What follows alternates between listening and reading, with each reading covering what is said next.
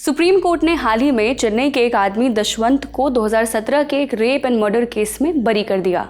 एक छोटी सी बच्ची का रेप हुआ था, वो महज 7 साल की थी। कोर्ट ने कहा कि इस पूरे केस में फेयर ट्रायल यानी एक ईमानदार और निष्पक्ष मुकदमे के जो जरूरी नियम होते हैं वो माने ही नहीं गए।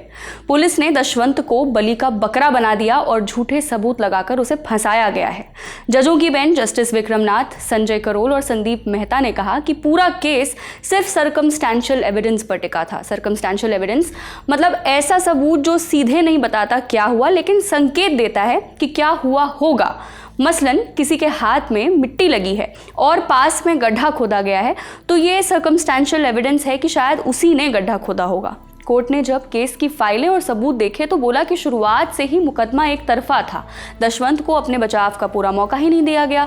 चार्ज लगने के वक्त वो बिना वकील के था और उसे लीगल एड वकील भी बहुत बाद में यानी 13 दिसंबर 2017 को दिया गया, जबकि चार्ज 24 अक्टूबर को ही लगा दिए गए थे। प्रोसिक्यूशन ने जिन डॉक्यूमेंट्स पर भरोसा दिया वो भी दशवंत को दिए ही नहीं गए। सीआरपीसी के सेक्शन 207 का ये पूरा उल्लंघन था।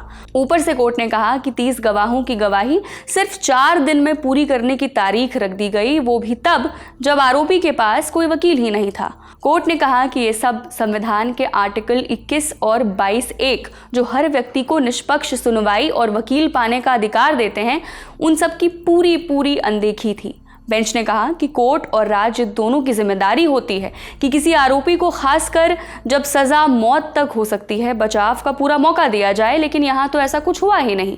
कोर्ट ने यह भी कहा कि सजा देने की प्रक्रिया भी पूरी तरह गलत थी। अब कोर्ट चाहती तो केस को ट्रायल कोर्ट में वापस भेज सकती थी, पर 8 साल गुजर चुके थे और दशवंत इतने सालों से केस झेल रहा था, इसलिए कोर्ट ने सीधे सबूतों के आधार पर फैसला दे दिया और पाया कि उसका दोष बियॉन्ड रीजनेबल डाउट साबित ही नहीं होता।